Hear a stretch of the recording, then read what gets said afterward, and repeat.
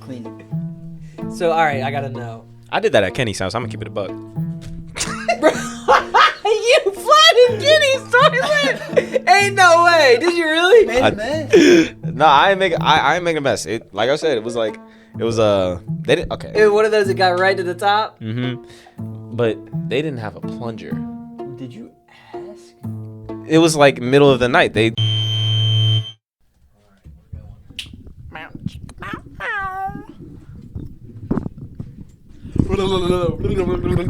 What? Tarnation is broken. What is going on? I do not even know what bro was just doing. We ready? All right, here we go. 3, 2, 1. Welcome back, guys, to another episode of the Bible Unscripted. We are back tonight to talk about Noah and the flood. I don't know what is happening to my right now. Don't even worry about it, man. But, oh my goodness. So, last episode, we went through the story of Cain and Abel. Cain's out here knocking dudes out with rocks. Boom! Getting wild. And so, we're going to see that the wickedness of the world just keeps on getting wickeder. I don't even know if that's a word. What? Wickeder. Yeah. Wickeder. All right. So. Wickeder. All right, so they My bro back in school, man. Seminary did not teach you well. So, who do I got with me? It's your boy. Jebediah. It's your boy TJ Soul. Do I know what TJ means? No, but it sounds cool. What's goody? Follow me on Instagram. Don't. I'm not actually gonna plug it. Don't do it. But I will put it right here. Anywho, So Hemingway, intern, boom, 6 foot charismatic man, NBA All-Star. Anyways, I'm Cameron Sutton. Yep. Over here Uh-huh. I'm saving y'all from that. That's all. My bad. I make this podcast. Something. No, I just make this podcast. That's where I was going with that. Okay. Yeah. All right. Anyways. All right, so we are actually covering a big section tonight. We're not going to read the scripture just because we're going over 4 chapters that the kind of the story of Noah, the ark, and the flood take place, and we don't want to take a whole bunch of time just reading it. So we're going to kind of condense it by just kind of putting it into our own words. Mm-hmm. So chapter 5 is really just a bunch of lineage. It walks through from Adam to our boy Noah, who's kind of the main character tonight. Or for the episode today. So we're not really going to cover that. Ultimately, what you see there is that God is faithful and keeping with, be fruitful and multiply, and that he's going to kind of let them grow the earth or, kind of subdue it. And so then you get to chapter 6 in the wickedness of the world. So this is where things get a little wild. All right, so we got Cain who killed Abel, but in this one, we got something called the Nephilim. Bro, and the Nephilim is a little tricky, a little wild, which are like superhuman people that are created by earthly or like human women making love with what's called the sons of God. So what is that? Now, in the commentary that I looked up, it said that this could be a couple different things. This could be fallen angels. This could be the line of Seth, which was Eve's later son after the whole Cain and Abel incident. Mm-hmm. Or this could just be the sons of God, could be the rulers at this time. Now, to me, I don't know how you get like these Nephilim characters if it wasn't something kind of extraordinary. So I fall on the side of fallen angels. Like, we had angels that came down. They saw what they liked in the human women, and so they took advantage of those women, and then those women had some babies, and those babies were freaks. So they were like, I'm assuming they were like giants. I don't know, maybe they were like out there cyclops or some crazy stuff. I don't know what these people were looking like. Malachi might be a Nephilim. He doesn't possess the strength. Yeah. That is true. That is true. He's just weird. Yeah, okay. Yeah. My bad. No Nephilims. I mean, he's not that weird, but... Yep. We love you, Malachi. You know you're not watching this. We can say whatever we want. True. Yeah. But yeah, so we have these Nephilim. So what do y'all think about that? What is y'all's outlook on that? I think deformities. Like, I don't know why. I mean, I know they were like superhumans. I see deformities, like freaking like elongated noses, like Squidward, like Squidward. Get him out. I agree with Sean. I feel like fallen angels makes the most sense to the context of where it's being spoken, but it's a tricky subject because there isn't context. We're just going off of that one little piece, you know? That's it. Oh yeah, fallen angels might have been a thing. I'm just saying, like the Nephilims themselves, like the things that were born. I feel like they were just like deformities. I don't know about cyclopses, and I don't know about long noses, but we will ask when we get there. Up to them pearly gates. What did they look like? Like, was Squidward inspired by a Nephilim? That is the title of today's video. That's the thumbnail with Squidward. They just see this tablet with this depiction of a Nephilim. They're like, Squidward. Yep, that's what it was. My SpongeBob cartoon. Exactly Right what there. it was. Oh my goodness. But so the world gets so messed up that God literally is like, bro. Get this out of here. I did not make this. Whatever these things are. I do not know what you are. Exactly. But he's get like, off that my... was not me. I do not claim that one. So he's like, I gotta wipe this all out. God's like, I gotta hit. It's like Erase. the restart Delete. button. He said, Backspace. Yeah. Take was that it back. Shift Alt Delete? Like clear the whole board, Nope. baby. He Like flushed the worldly toilet. Yeah, I mean he kind of did, It's bro. going down. That's what I'm saying. He said it's time to clean this whole place up. I cannot do this. So he said, you know what? I'm gonna send this flood.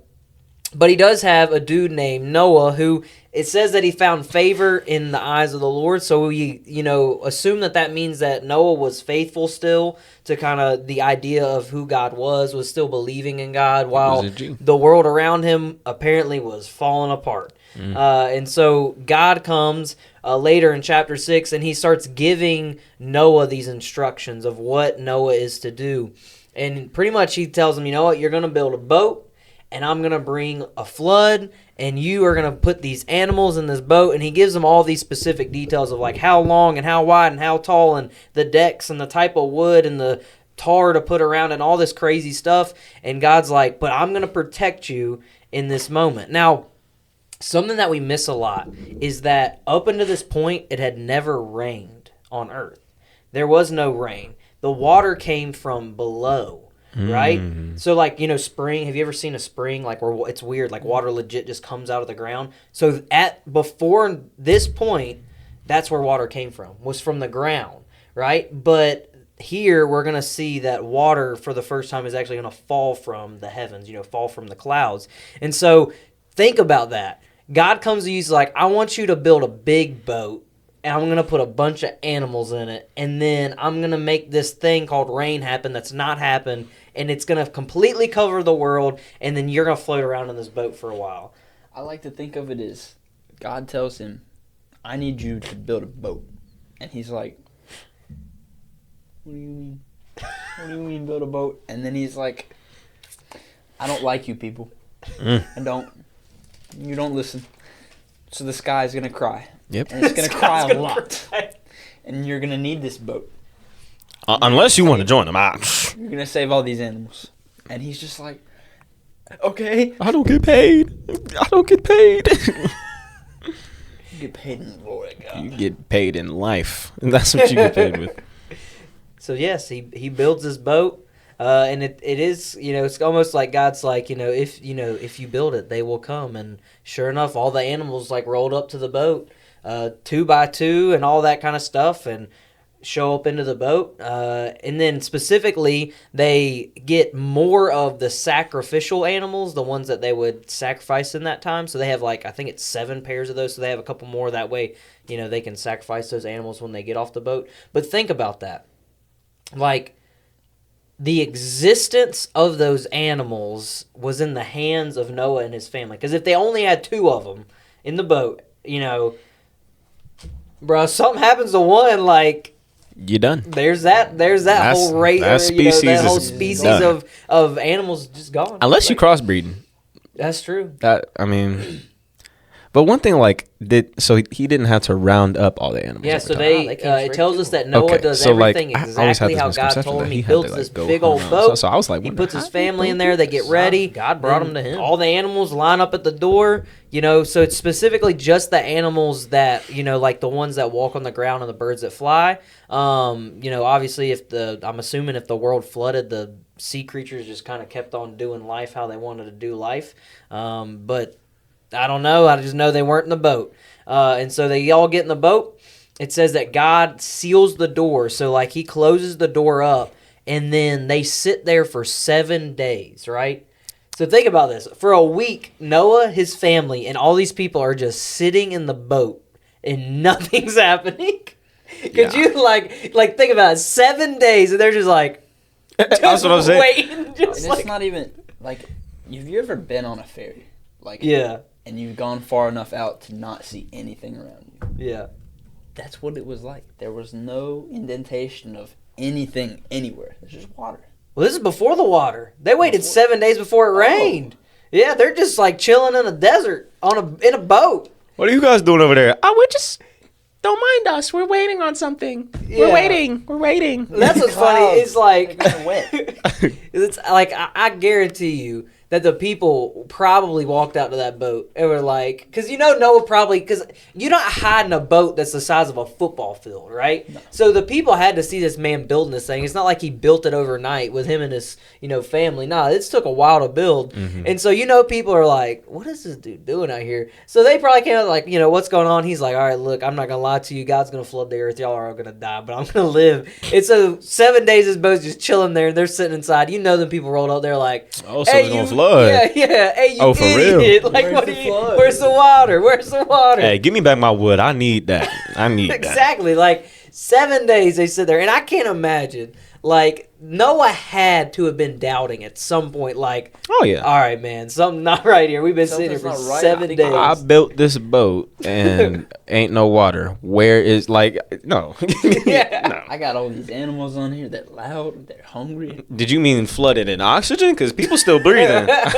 I mean.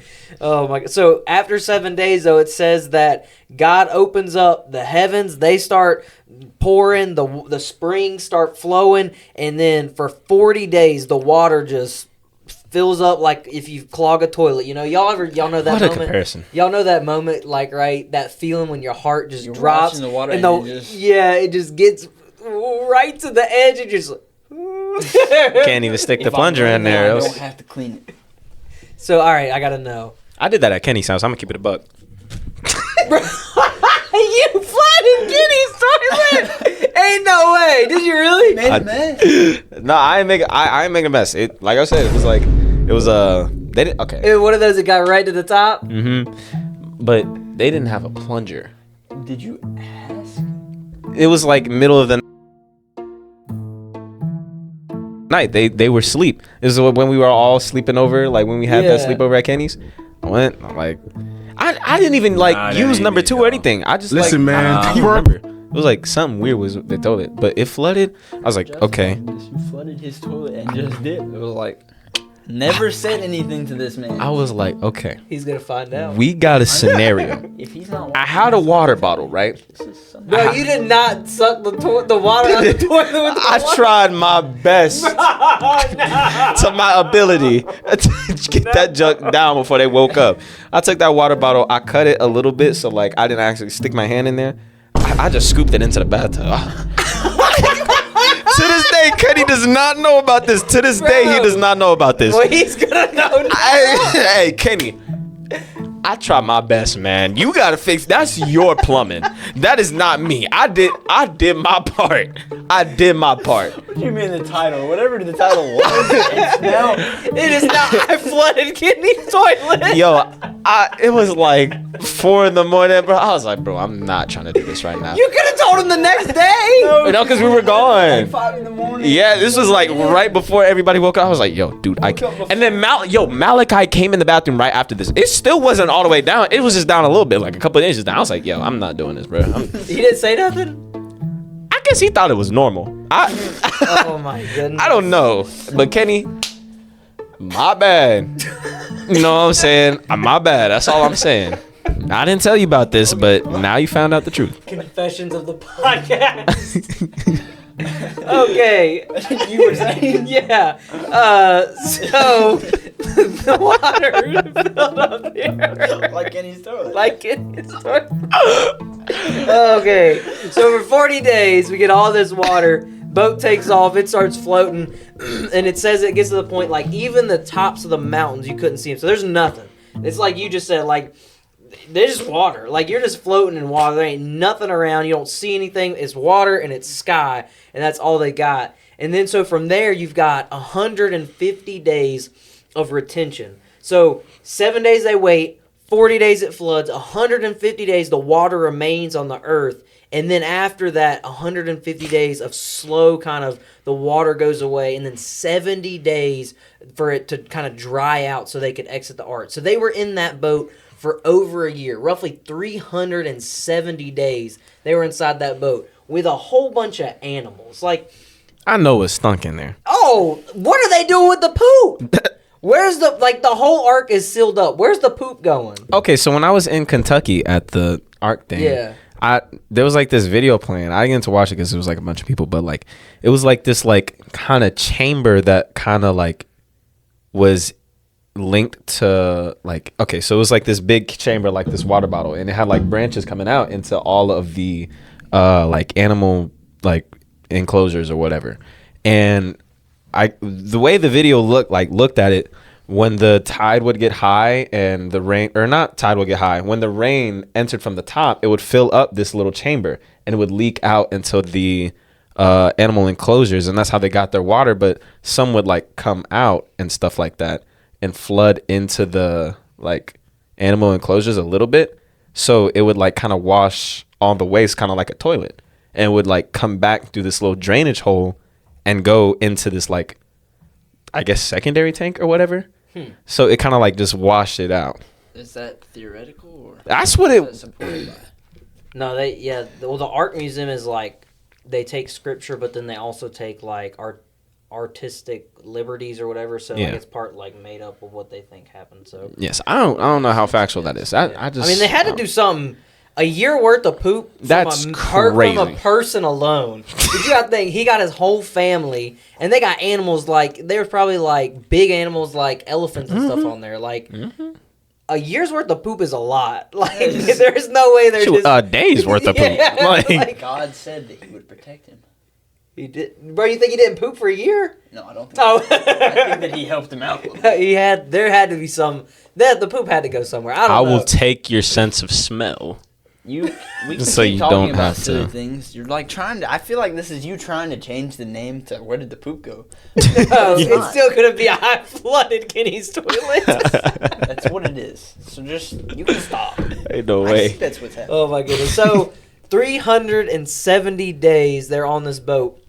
And so during that 70 kind of day period of drying time, Noah starts kind of experimenting. He opens up one of the windows. He starts sending some birds out to see if they would return with anything. So the first time sends birds out, come back, nothing. Sends them out again. A dove comes back with an olive leaf, which I looked that up. I was like, how big is an olive leaf? It's like legit like the top of your thumb. Like, it's itty bitty. So I imagine like just the top of the tree was showing and just boop, like pulled one off or something.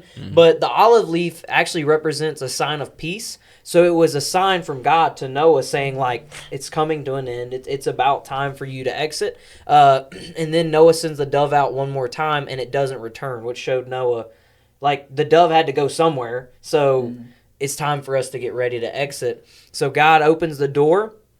I doubt it was like a stampede, but the animals leave and Noah and his people leave.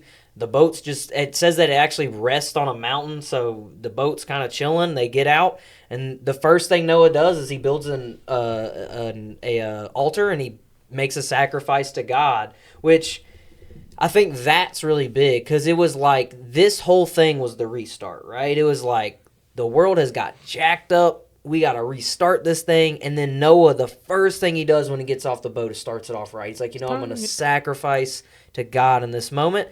Builds an altar, makes a burnt offering to God. God's pleased with it. And then in that moment, too, God says, you know what? I will not do this again. I will not, wipe all of creation off the face of the earth by a flood again. And I don't think that was like God regretting what he did.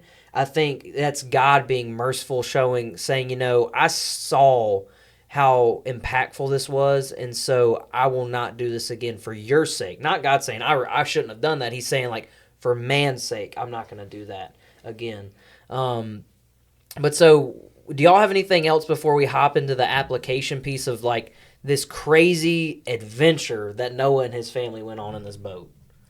So, like, you know, in the Bible, it says that the ark, like, rested on this mountain called, like, Mount Ararat or something like that. Have you seen images on, like, the crater looking thing, like this large boat looking crater in that area? I think that's really cool. Like, I looked it up the other day. I was like, where are the remnants of Noah's Ark? And I looked it up. It was like this huge looking crater, just bam. And I was like, wow. That would be so cool to actually be there and see. Like this. I wonder how deep it is. Like, that's what I'm saying. This is a huge boat. Field trip.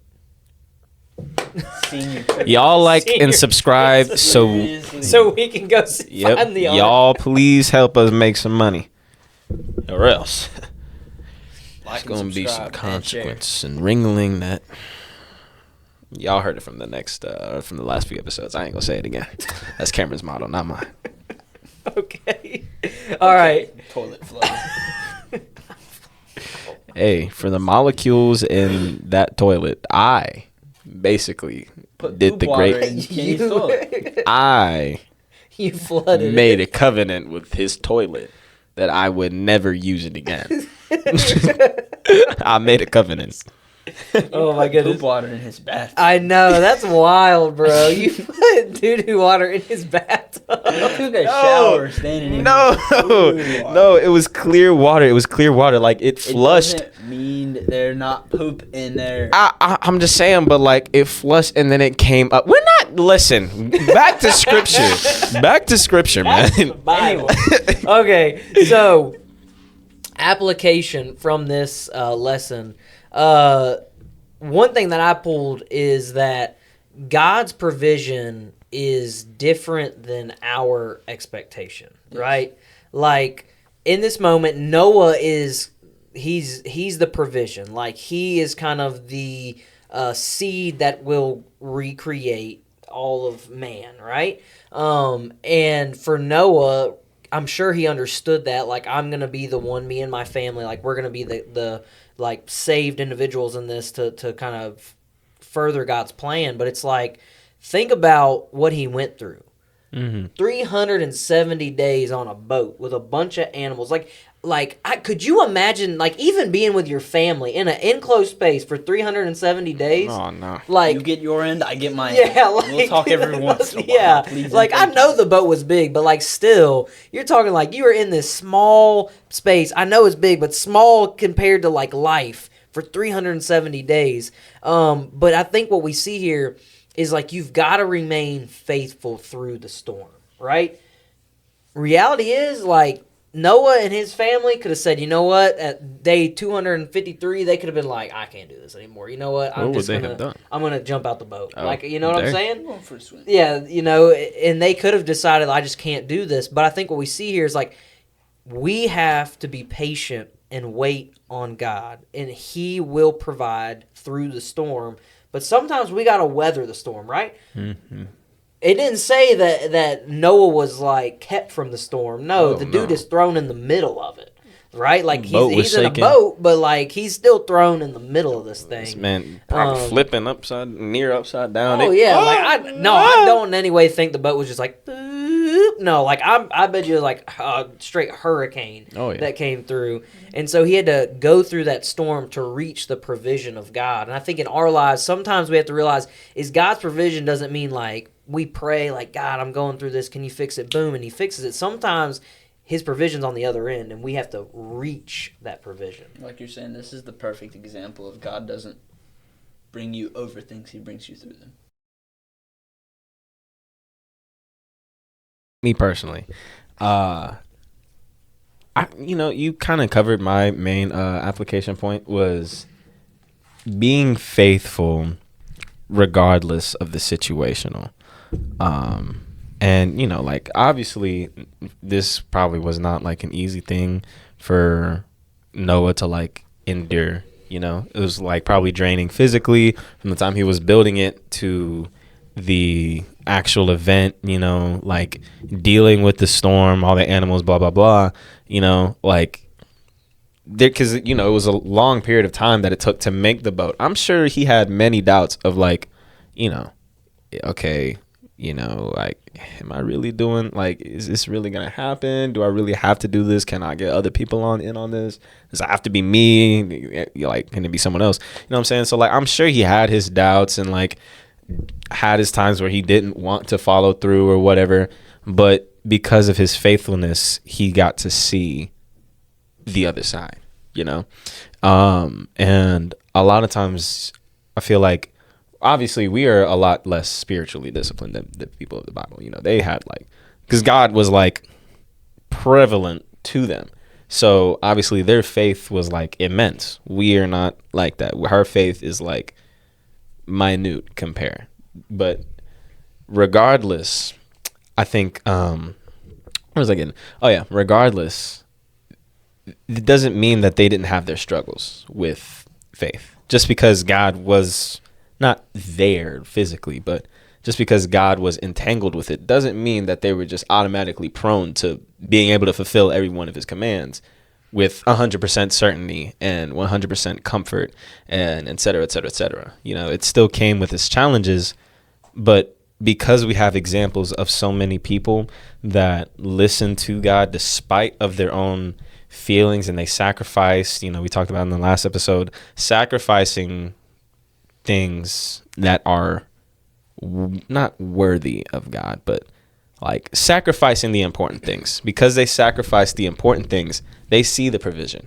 You know, if you're not seeing the provision, think about what you're sacrificing. And it may take time, but put in the sacrifices day by day and you'll see the end of it. You know, you'll see something. I can't promise it's going to be big, but you'll see something. You'll see the end of the provision. You'll see something. You'll see some sort of fruit of the labor, you know, so. And even then, the grandest provision that we get at all is an eternity in bliss. You know, Mm-hmm. we get to go to heaven. Mm-hmm. We get to live our lives now for him, and then we get an entire eternity. You know, our lives right now are just a drop in the bucket. Mm-hmm. We have eternity to look forward to. Yeah. Abso-freaking-lutely. Girl slay. Oh my goodness! But something too, you know, on the side of like going through the struggle, going through the storm, that kind of thing too, is what comes out on the other side, right? Like what we see in this story is Noah gets out of the boat, 370 days in this boat, Mm-hmm. gets out. First thing he does, builds an altar, makes a sacrifice. Oh yeah. So that shows us shows us two things. First off, like the desire he had to worship God was huge. I don't imagine Noah was like real chipper hopping out that boat at 370 days. Like he was probably tired, probably irritated, probably ready to get the heck away from these animals and all these people or his family. Gets out, builds an altar, and sacrifice. The next thing we see is the faithfulness, right? So even though they brought extra sacrificial animals, you're still only talking about 7 pairs, and he kills some of them. Like he risks the potential to lose or have extinction because he's killing some of them to sacrifice them to God. But I think that shows that faithfulness. And so when we get through a storm, I think a lot of times we're real good at getting to God during the storm because like we want the help, but when we get to the other side, we kind of forget about God. Oh yeah. You know, like when things get easy again, it's like, oh yeah, you know, forget about it. It's all happy, you know, go lucky. Who's God? But then when it hits again, then we're like, oh, please God, please help, you know, that kind of thing. But here you don't see that. Like he gets out of the boat, the storm's over, and he's instantly like, I'm going to put my all into this moment to praise and worship God. And I think that's how we've got to be. Like when we get through the trial in our life, that doesn't mean we just get to like go, okay, well, you know, I'll neglect God until it happens again, and then I'll get back on track. No, like you should remain faithful all the way through that provision. Yeah, like it goes into the question like, who is God to you? You know, because like sometimes we get the like tendency to treat God like he's a sugar daddy. You know, like we only hit him up when we're in need. You know, like we only hit him up when we need a couple extra bucks in the bank. You know what I'm saying? Like, oh God, shit, I got a job interview next week. I'm gonna need you to work on it. But then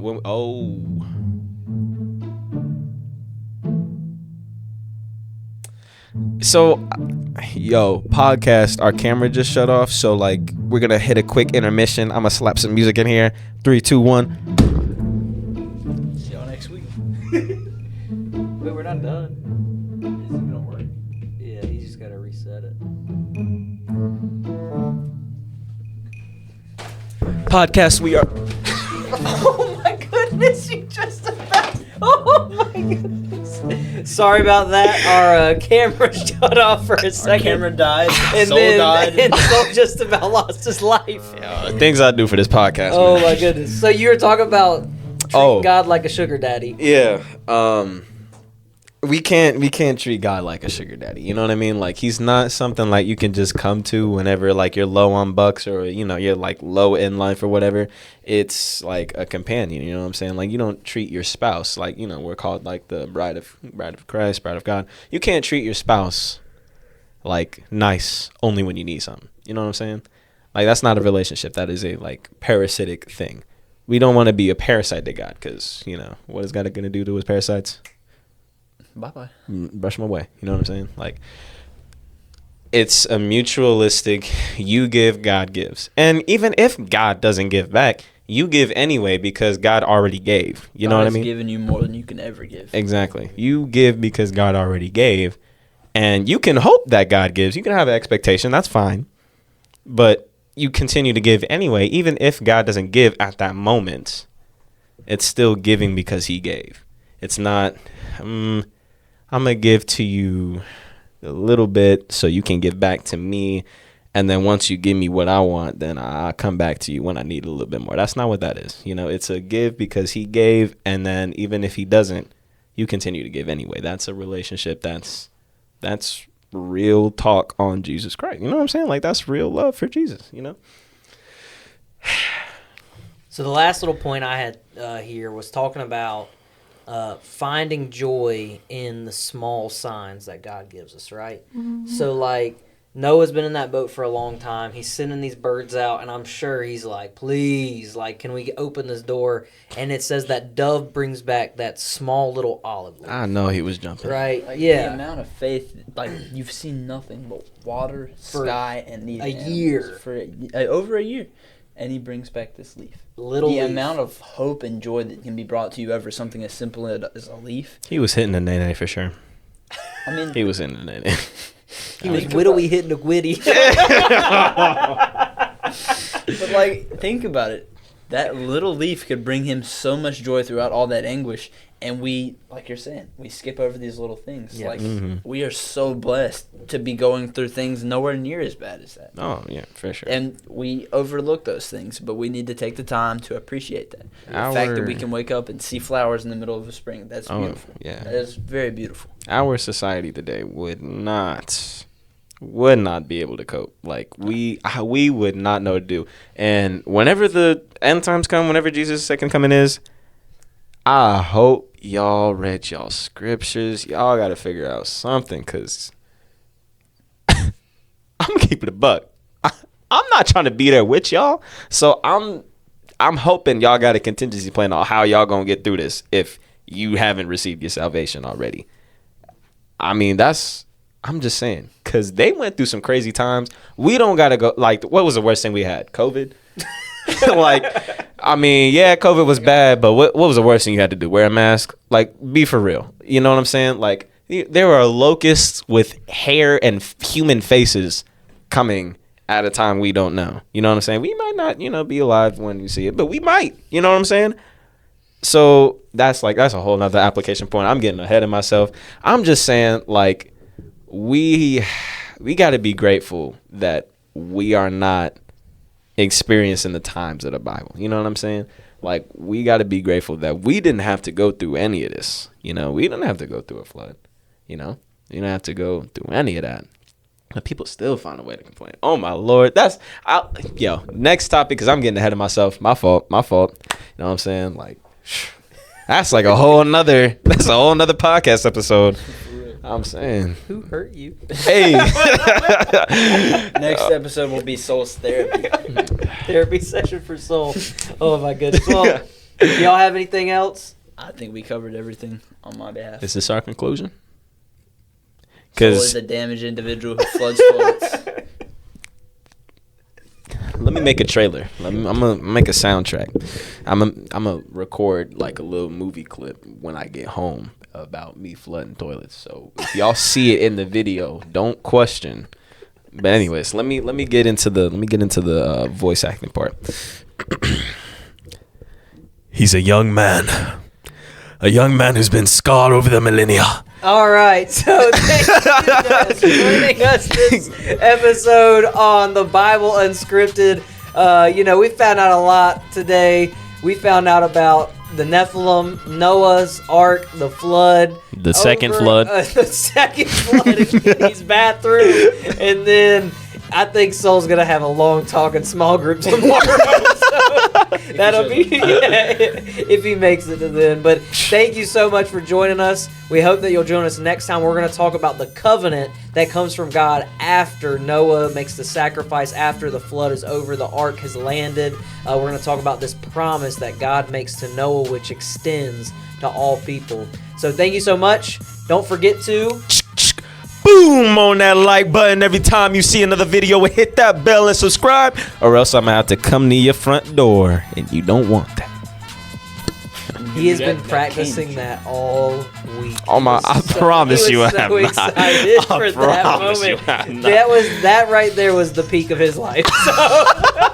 Anyways, share this with everybody. We're trying to get these views up. Yeah. We need to get these views up. If we can get, what'd you say, 1,000, we can go live? Oh yeah, 1,000 followers on TikTok. We can go live on TikTok. We can live stream these podcasts. If y'all don't like sitting here watching these videos, which you better.